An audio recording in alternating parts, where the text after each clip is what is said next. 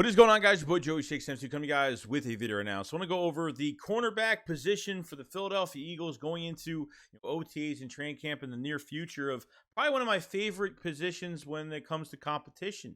And I think there's a lot of good talent here. I think some players that haven't had a chance to really prove themselves, and some guys going to their second year. The cornerback position is empty right now with Steven Nelson did sign with the Texans. So we were kind of knowing that maybe we would go into this draft and maybe go draft one early, and that never happened either.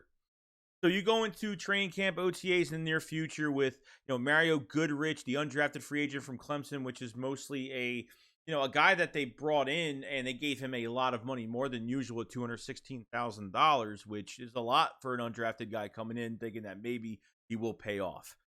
So we'll see what happens with him. Tay Gowan's another one we got from the Zach Ertz trade. And the Eagles were actually supposed to draft him last year. But it didn't happen. Arizona went forward and drafted him.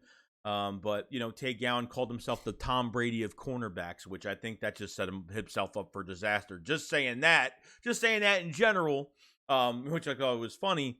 You have McCain, that's a backup. It's probably going to be nothing more than a backup.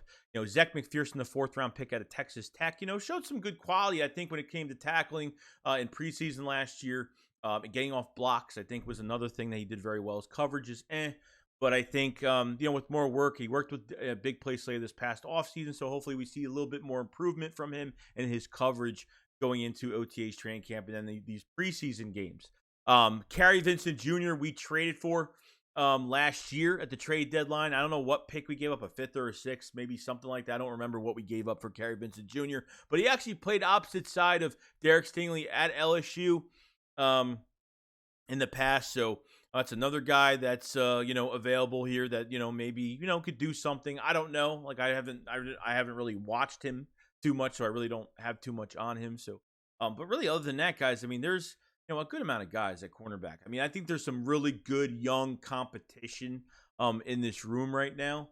Like I said, I mean, you have Avonte Max that plays nickel, you have big play Slay, you need that number 2. Like I said, I've made videos before on, I'd rather get a safety right now, and make a move now, because I think at this point at cornerback, there are a lot of options at, cornerback when it comes to veterans.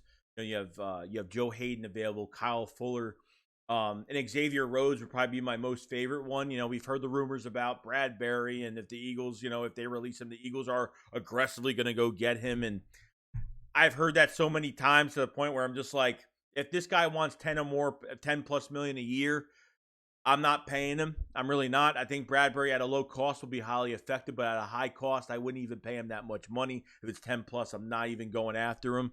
There are a lot more cheaper options that could be a nice bridge corner as a number 2 right now for the Philadelphia Eagles. So other than that, guys, that's pretty much it. You guys let me know what you guys think about just in general the cornerback room going into OTA's training camp in the near future, and just the competition, who is going to rise to the top of the crop in this secondary at this cornerback position. So we'll see what happens. But other than that, guys, that's pretty much it. I will see you guys on the next one. SHAKESQUAD up, follow us live. Peace out, guys. Peace.